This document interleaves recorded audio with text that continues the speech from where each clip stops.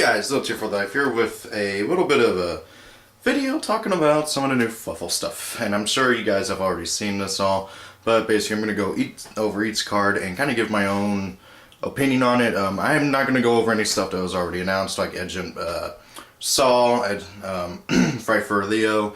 Basically, my thoughts on those two cards are awesome. And this new stuff is also awesome. Now then, the first card, Egypt Chain. Level 4, Dark Fiend. That level 4 part kind of kills it because it can't be used with good old tour guide. But hey, it's level 4, not Thor. 4, which means it can be used for any exceed, which is really nice. It's got a 1200 attack, 1800 defense. You can only use one Egypt Chain effect per turn, and only once a turn. So you use one, you can't use the other. The first effect is, when this card declares an attack, you can add one copy of itself from the deck to the hand. I don't know why you'd ever want to do this unless like you really want to go into double chain sheep this turn or something like that. But aside from that, I can't really think of any reason for that effect. Second effect is, if this card is sent from the hand or field to the graveyard, you can add one Frightfur card from your deck to your hand. Now, right now, there aren't any Frightfur main deck cards, but however, they revealed a few which are pretty nice. Let's put it that way. Honestly, this card is really, really good in my opinion. Just mainly for that second effect. And its fusion with sheep or any of the Fluffals is really nice as well, and we're going to get to that here soon. The next card is Frightfur Custom, normal trap card. Target one Agent or Fluffal monster in your graveyard. Special summon it, and then that monster, the special summon monster can be treated as a Frightfur monster for a fusion summon. And basically this is useful for, first of all, getting any Fluffal or Agent that you may need for a fusion. So you can like summon Chain, okay cool, now you can go into Chain Sheep, you know what I mean. Or you can have it treated as a Frightfur, so you can get that one last material for going into Chimera. And speaking of Chimera, I think he's just a super powerful Goyo Guardian who's really not good for late game. Okay. The next card is Fusion Conscription. Technically not part of a Fluffals, but they will definitely play it. You can only activate one copy of it per turn. Reveal one fusion monster from your extra deck to your opponent, add one fusion material monster whose card name is written on that card, and then add it from your deck to your hand. But you cannot normal summon or spell summon that monster or monster of the same name, nor activate that monster's effects of that monster or monster of the same name. Basically, you have to add, when you add it, you must use that monster for a fusion summon that turn. Well, for at least for that turn. But however, you can't use any of its effects or anything, which means if like you add, I don't know, Fluffal Bear, you can't ditch him for Toy Pot, which kind of sucks. I have noticed that a lot of people are thinking about using it, Search Out Eyes Pendulum Dragon, by, you know, revealing Rune Eyes or something. That's nice and all, but honestly I don't see very many people doing that. I mean, it is nice though, that is the thing. I don't know, we'll have to wait and see. The next card is Frightfur Sheep, or Death's Toy Chain Sheep if you're from Japan.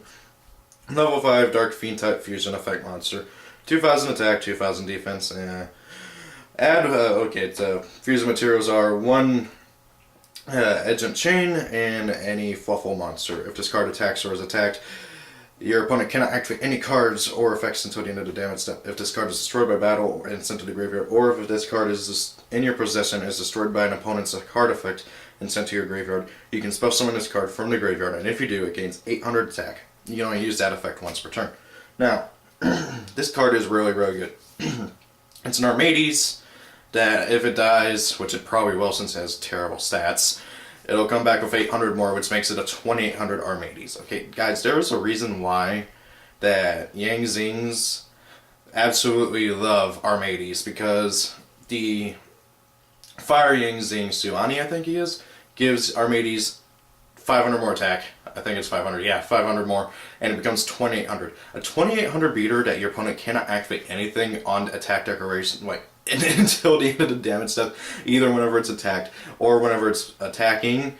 That's insane. It shuts down all shut-all effects, all Burning Abyss, all anything. Your opponent can't use anything, and even if they do kill it somehow, this thing's just going to come back with 800 more, which is just crazy. It'll be 2800 instead of 2000. There's only a few monsters that people play in the game right now that can kill that thing. much less twice. BLS is being one of them. The next card is Fluffal Sheep. Level 2 or Fairy type monster. 400 attack, 800 defense. You can only use the second effect of Fluffal Sheep once per turn. The first effect is if you control Fluffal, you can special summon it from your hand. The second effect is you can return one other Fluffal monster from your you control to the hand, special summon one Edgent monster from your hand or graveyard. This is a really nice effect. It's basically a monster reborn for Edgemps, which is really nice, especially since there are a lot of Edgemps now, and I can see some consistency problems being with that, but we'll get to that later. Basically, what this card allows you to do is get out an Edgemp that you need for your fusion summon that you need. Like, oh hey, you want to go into Frightful Bear? Okay, return, I don't know, Dog, which will also let you reuse its effect, which is really nice. Okay, special summon Scissors from Grave. Polly, hey, there's Frightful Bear. Or more likely, return Owl, so you can add Polly again later. Special summon out, I don't know, well, there you go, Edge of Chain, and then activate Polly, Chain Sheep, boom. Okay, this card is really, really good. I can see myself playing 2 to 3 of it, honestly. It's really good. Also, it's level 2, so you can go into like Gotcha Gotcha if you need to.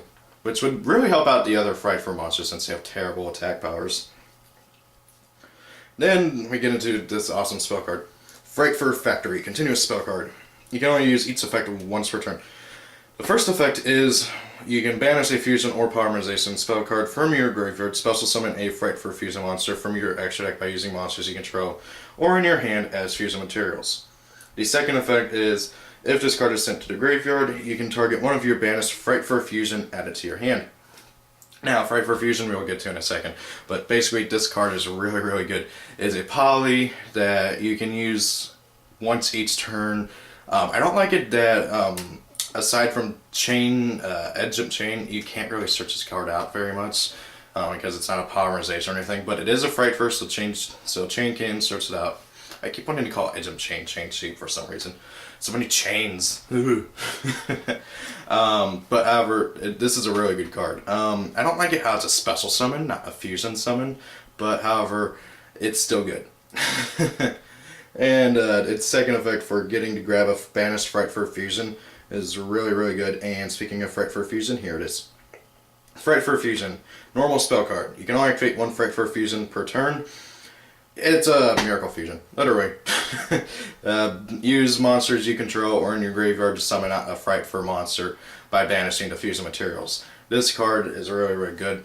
I understand why they put the once per turn effect, because let's face it, we've all been there. Your opponent's playing E-Heroes, and they activate 3 miracle fusions in one turn, summon out 3 to Shining or something, and just go for game. That has happened to me before, and it sucks. Okay, honestly, I almost kind of feel like they should have ran a Miracle Fusion, but hey, that's another video.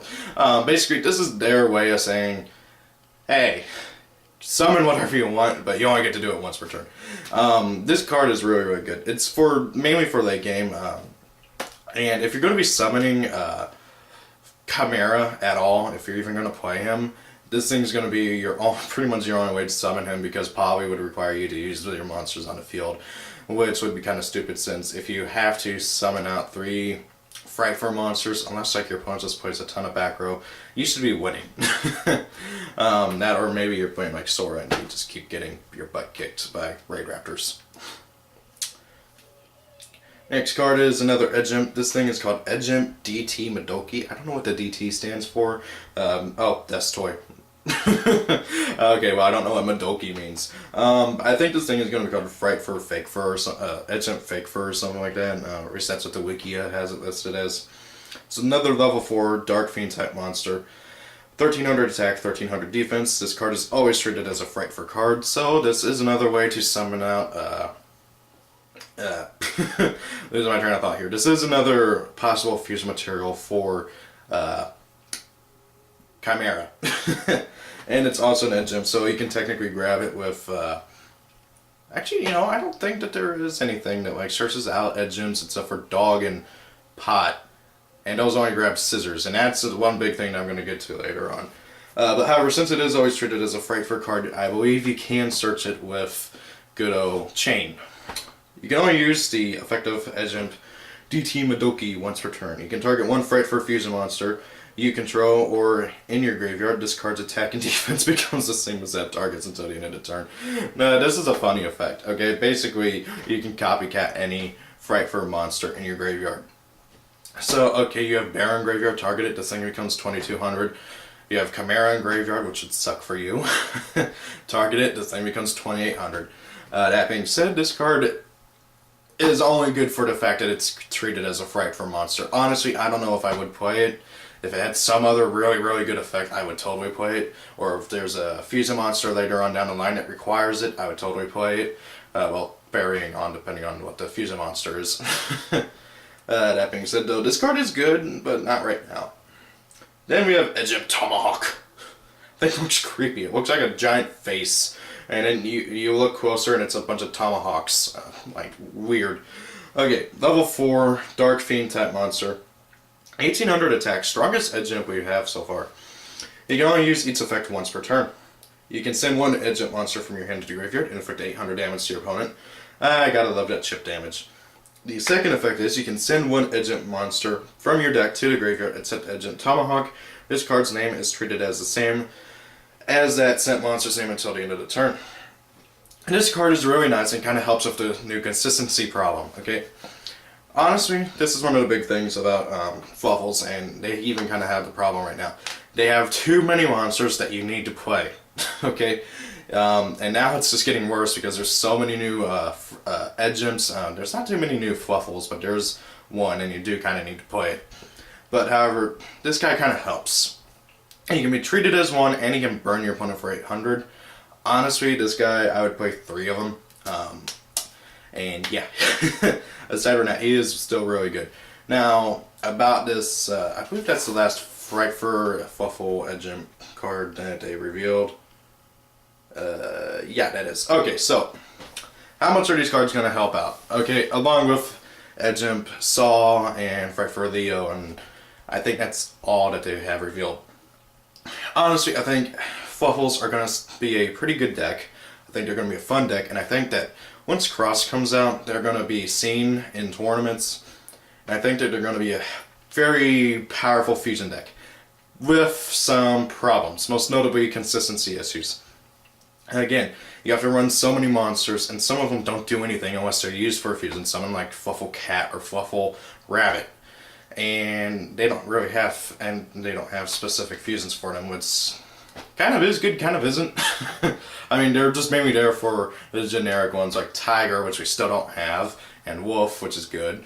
And honestly though, what the deck is going to need is it's going to need their own Edge-Imp that can pretend to be, that is like always counted as another Edge-Imp, okay? Yes, Tomahawk is good. He still requires you to play the other Edge-Imps, and that can still be a bit of a problem. So honestly, in my opinion, you're going to want to play 3 Tomahawk, 1 to 2 Scissors. I say 1 to 2 because he has that self-recurring ability. Maybe 1 to 2 Saul because, you know, he has that draw power, which is really nice. Although you have to put a card from your hand to the bottom of the deck. I hate that. You're already discarding a Fluffal monster. Why can't we just keep those 2 cards we drew? And then as for Madoki, don't play it in my opinion. Not right now. Maybe whenever we get something better that we can use it for. As for Chain, I would play 2 to 3 of it just simply because it can grab Fright Fur Fusion and Fright Fur Factory. Now, with that being said though, how's the deck going to shape up? I don't know. The deck looks really good. It has pretty good consistency for the most part, with Dog and Toy Pop being able to grab any Fluffal and Edge-Imp Sabers. Now, my biggest problem with that though is, why is it that they can only grab Edge-Imp Sabers? Okay, if Konami knew that they were going to make more Edge-Imps, they should have just said Edge-Imp Monster. Now, there's always that possibility that they didn't know they were going to make more Edge-Imps, and they just came up with it not too long ago or something. In which case, shame on Konami, they should have ratted those cards so that they can grab any Edge-Imp monster, just my opinion, because that is one big problem with the deck. Now, with that being said though, with the fusions, I think they need a fusion that just cannot be targeted, and the deck will be fine, okay?